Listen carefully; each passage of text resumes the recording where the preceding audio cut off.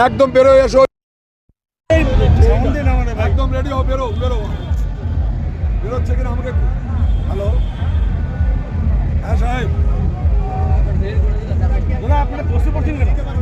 আমাদের কিছু রুট আটকে, আমাদের রাম ভক্তদের আটকানো হয়েছে। কোথায় কোথায় আটকানো হয়েছে? কিছু কিছু জায়গায়, গ্রাম জায়গাটা বলঞ্চাতে আটকানো হয়েছে, বলঞ্চাতে, তবে রামগঞ্জের আটকানো হয়েছে, চোপড়ার দিকটায় আটকানো হয়েছে কিছু কিছু। আমার কাছে যা মেসেজ আসছে, এখনই একটা বলঞ্চারটা শর্ট আউট হলো, যে বলঞ্চা ওরা ছেড়ে দিচ্ছে, বলঞ্চা ছেড়ে দিয়ে এখন রামগঞ্জে আটকে দিয়েছে। রামগঞ্জে আবার কিছু কিছু চোপড়াতে আটকে আছে।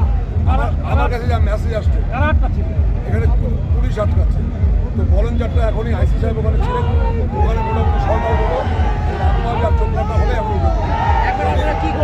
বারবার বার্তা দেওয়ার চেষ্টা করছি, যেভাবেই হোক মেরে সোনাজাতে আটকে রাখছে, সেটা যাতে এখনই ওরা চোপড়া রামগঞ্জ। আমি আমার কার্যকর্তাদের সাথে কথা বলবো, কার্যকর্তাদের সাথে কথা বলার পর মিছিল কি বের করবেন? আর নিরন্দা ওখানে কি আটকাচ্ছে না আমাদের? আরে আপনার ওখানে কতজন লোক, আপনার ওখানে কতজনকে আটকে রাখছে?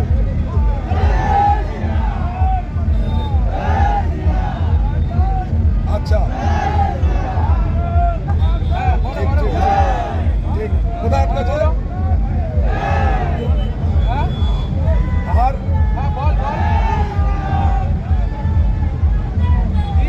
বাড়ির আন্ডারে, ঠিক আছে ঠিক আছে।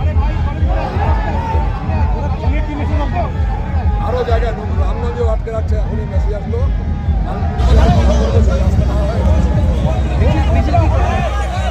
গোটা ভারতবর্ষের মধ্যে দ্বিতীয় বৃহত্তম রামনবমী হয় আমাদের ইসলামপুরে। এটা আমাদের গর্ব। ইসলামপুরবাসী আমরা গোটা বছর অপেক্ষা করি এই দিনটির জন্য, কিন্তু প্রতিবার প্রশাসন নির্লজ্জভাবে যে বিভিন্ন গ্রাম থেকে যে রাম ভক্তরা এই ইসলামপুরের এই শোভাযাত্রায় অংশগ্রহণ করতে আসে, তাদেরকে প্রশাসন প্রত্যেকবার বিভিন্ন অজুহাতে তাদেরকে আটকে দেয়, সেই সমস্ত গাড়িগুলোকে আটকে দেয়।